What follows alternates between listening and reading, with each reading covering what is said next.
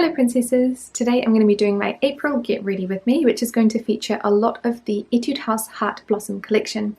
I didn't purchase all of the Heart Blossom collection just because not everything was my cup of tea, but I did try and get the majority of stuff to create a full face. So I have got I actually showed you guys the sunscreen, so a base, not a foundation, eyeshadow, lipstick and a blush as well. So if you'd like to see how I created this look, then just keep watching.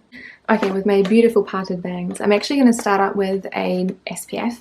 So from the Heart Blossom collection, they did do a UV double cut SPF 50 PA++++, and the packaging is just so cute. Like, this is the outside box, which is really adorable, and then the sunscreen looks like this. How cute is that? It's like a little blue or mint green depending on how you see color, and then it's got like the flower detail.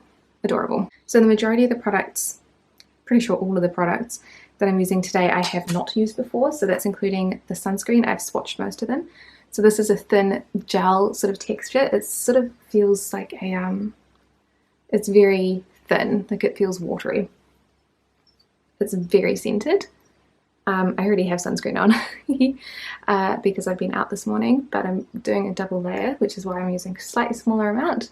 So it's easy to apply. I feel like it is absorbing pretty well. It feels like it's going to sink into the skin and it doesn't feel drying.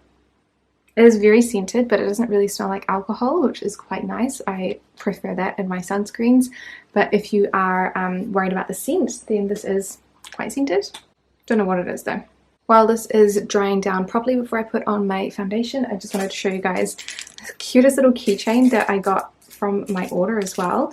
This is like an Etude House free gift sort of thing. It's a Heart Blossom key ring, which I thought was very cute. Cannot get it out of the packet though, apparently. Let's just rip it. It's like a little wee bunny with little flowers for cheeks. Why is that not focusing? There we go. Very cute. I have ridiculous amounts of keychains. Will it make it onto a keychain? Probably not, but I think it's very adorable. So for foundation, one of the only products that I'm going to be introducing today that is not part of the Heart Blossom collection, because I don't think they did a foundation, is a foundation by IPKN, I think that is. Yeah, IPKN. This is the newest honey coating cushion. I have mine in the shade 21. Not sure what's up with this little thing, but whatever. The cushion puff, adorable, is heart-shaped. I'm not sure how this is going to go in terms of... Oh, why is this so hard to open? Opening this cushion is so ridiculously hard. I'm not sure how it's going to go in terms of colour, because when I swatched it just before it was very pinky kind of coloured, which I do not like. It does look okay though. On camera it looks pretty yellow, to be honest. And I'm not sure how effective this heart puff is going to be, because of course it is not really the right shape. It's a bit awkward, but it is very cute. And I did see the heart puff and I was like, I really want to try this. Was that one of the only reasons that I wanted to try it? Yeah, kind of. Once you start trying so many products, it's, yeah, I don't know. A lot of the things just look like much of a muchness. There's nothing super new about a lot of products. So I'm just doing one half of my face, so you guys hopefully will be able to see a little bit of a difference, but I feel like it doesn't look like a huge amount. Yeah, so that is half of my face done. It's not a terrible colour. It's blending in fairly well, I think. Sure, should be fine. And yeah, there's not a huge amount to say about it yet. It looks okay on the skin, but it's not really doing a huge amount for any of the textured areas, and it's not covering up a huge amount of redness for me. It does look like a nice glowy finish though, which I think is really nice. So I'll do the other half. Oh, see, this is the problem. Because of the cushion puff, just kind of get it onto my finger. So this is a very small puff, plus it's heart-shaped. It does seem to work well in terms of like distributing the product. It's just the shape makes it really cute, but really, really awkward to use, which is unfortunate, but kind of unsurprising also. Okay, so I find the cushion puff quite hard to use. I think that the cushion is okay looking on the skin, but it's really quite unflattering. So I'm not a huge fan of how this looks so far, unfortunately, but still pretty cute. For powder, I'm going to use something new. This one is the, I don't know what it's called, from Heimish, which was sent to me for review by Style Korean, which is really cool. And so I'm going to use that with my large powdery brush that looks like this. And so I'm just going to dab lightly in patting motions. I'm going to turn the exposure down a bit. I think that looks a little bit better. So I'm going to use patting motions to apply the product, focusing in the middle of my face and on my forehead, because obviously I do have fringe. I do not want my fringe to be sticking to my forehead, so I want to make it like the most powdery thing possible. I quite like this powder, although I don't like it more than my Laura Mercier, and it's very scented, is one of the things that potentially a lot of people would not like. What does it smell like? Baby powder and almost like a floral. I'm not 100% sure on the smell of it, but it's quite strong, like powdering my forehead because I'm using more of it. I can really smell, I can really smell it there. But it does work really well. I find that it's got really good oil control. I do have a tendency to put too much on because it's a pressed powder. I'm not as used to using it as I am with loose powders like the Laura Mercier. I'm a lot better at using a loose powder because I'm so used to applying it. But that's more, I think, user error than anything else. And it should be something that would be easily fixed if I was to use it consistently. So a little closer up, you can see, keeping my skin in focus, a lot of texture on my forehead and then on my cheeks as well, and not a huge amount of coverage. So you can see a lot of redness. You can see like the little freckles around here. Yeah, not a huge fan so far. So then I'm going to be using the Etude Heart Blossom eyeshadow palette. This one is a Play Color Eyes for Heart Blossom, and it's the shade number 4, which is Dry Blossom. I didn't buy all of them just because they were horrendously expensive for all 4. So that is what the palette looks like there. I'm going to go for a sort of, it's very hard to keep that in frame, lighter, more neutral look. So I'm going to use this one in the top left here, which is called pretty sure that this is called Dried Petals. Yeah, it should be. I don't know, when you read this, like, do you read that left to right? So like the leftmost one is Dried Petals? Or do you read it? Yes. No, that should be right. So, so this would be Warm and Cozy Hands, I think. Yeah. So we're going to go with Warm and Cozy Hands, and then Late Spring, and I might use a bit of Walk With Me, which is that one there, and the outer third, depending on how we go. I really like that this mirror had I really like that this palette has a mirror in it. A lot of the smaller palettes don't seem to, which is, you know, fine for trying to keep down the price. But did I take the thing off this? There we go. I hadn't taken the plastic layer off. That's better. When they don't have the mirror, it's nice because a lot of the time you can see into the palette, so it makes the outer palette look a lot more aesthetically pleasing. And then it also keeps the weight down as well as the price, which is all good points. But it does make it a little bit harder for me to apply because at the moment I'm in a room where it's pretty much just the bed and like a windowsill. I haven't got a desk in here yet, which I really, really need to get. But because there's so little room, I haven't been able to find one that is super suitable yet. Also because I'm refusing to spend a bunch of money on it because I'm really only using the desk to do my makeup, which seems a little bit silly. So this colour is looking pretty nice so far. It's very sheer, so I'm having to build it up quite a lot, but honestly that's not such a bad thing. And I'm just using a fluffy Zoeva brush. This one is the 228 Luxe Crease Blush to do that, which is working beautifully. Then I'm going to use that sparkly colour. This one is not super light, so I'm not sure if I want to use a crease colour as well, and a crease colour and outer third colour. You're going to hand that to me through the window. Nice, thanks. But this is looking pretty nice. It's blending in really nicely into that crease colour. I just got a delicious looking coffee handed through the window. Oh my gosh. Yes. What is this? Am I supposed to mix it?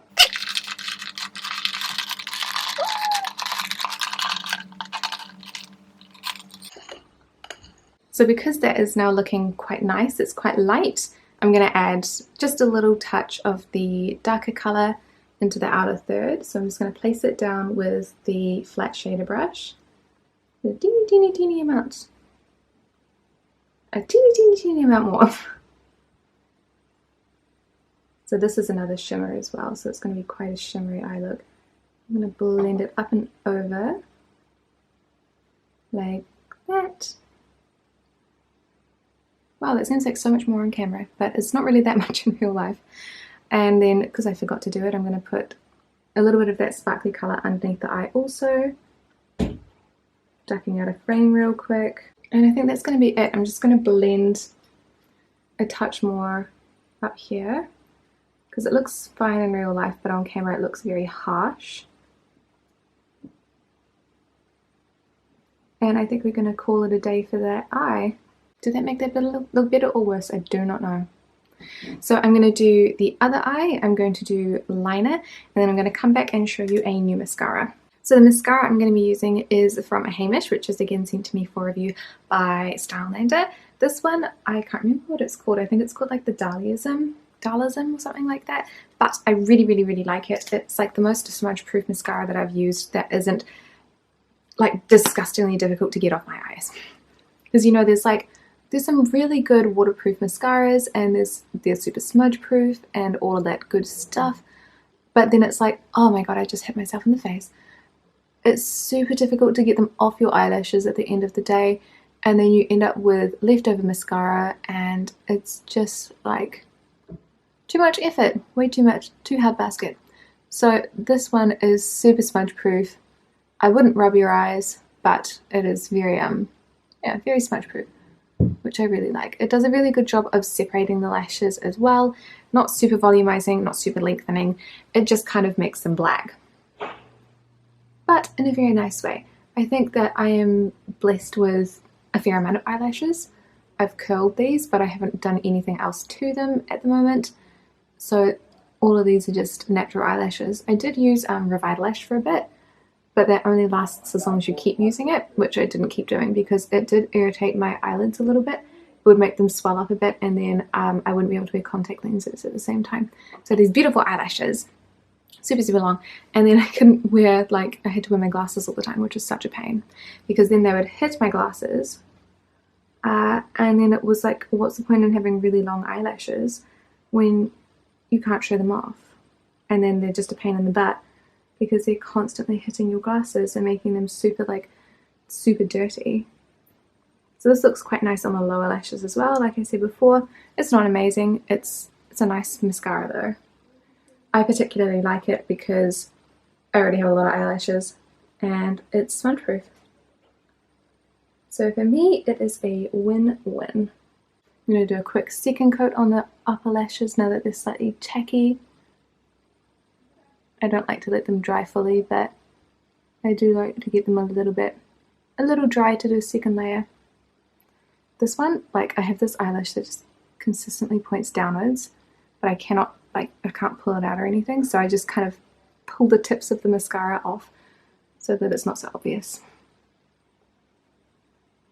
Otherwise I just got like this one wonky eyelash. So weird. So this is how the eyes are looking at the moment. Please ignore this. I'm going to wait till it dries and then I'm going to try and scratch it off. I quite like how it looks. I'm just going to straighten my fringe out as well. I think that the palette looks really pretty. This is a really nice sort of like cooler toned pink brown look, which I really like. And like I said before, really enjoying the mascara.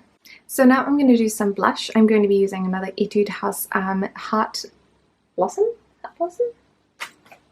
Yes. Heart Blossom product. This one is PK004 My Little Blossom, which is the pinker of the two blushes.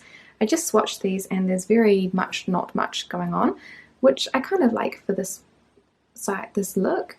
So you can see a little bit of colour there, but it's not a huge amount and it blends out really beautifully. So it's very sheer. It's got that really nice sparkly quality that I particularly liked about the Etude Hard blushes last year. Those ones though, was the Sakura collection too. They got sun bleached. They weren't even in direct sunlight, but they just went totally white, the top part. So I had to scrape off the top layer. And then I was kind of like, you know what, I don't even want these anymore. So I just sold them for like $1. It was really sad though. They were such beautiful shades. And then that happened.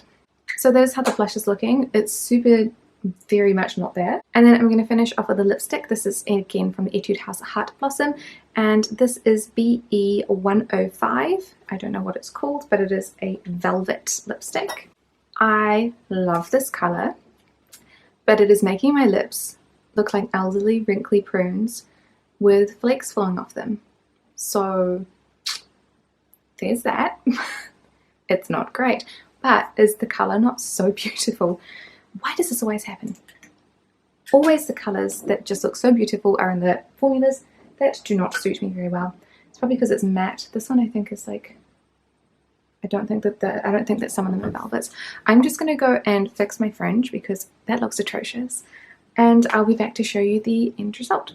So this is how the makeup is looking. I think it is really pretty. Where did I put the mirror? I think that it is really pretty, although there are a few things that I do like and some that I don't like. As usual, I'm not a fan of the foundation. I think that it doesn't look very good on my skin at all. Not a huge fan of that. I do really like the eyeshadow though. I think that that turned out really nice. The blush is also really pretty too. It's the right amount of like shimmery glitter without being too over the top, and I really enjoy that lighter wash of pigment. The color of the lipsticks I adore, but the formula looks atrocious. So for this, hang out for the review for these ones because I don't think that all of them are the velvet formula, and I will try and get my lips into better shape in order to make them look nice and see if that's an achievable thing, or if it's like, yeah, the color's really pretty, but it's way too much work to make it look good on my lips, because obviously my lips are very dry, they are very wrinkly, and that's not really going to change all that much, although I can change the flakiness. So hopefully the texture can change, but it's such a shame because I love that color. So I hope that was helpful for you guys if you wanted to see how I can create a look with the majority of the Etude House Heart Blossom collection. Thank you guys so much for watching, and I will see you in the next video. Bye!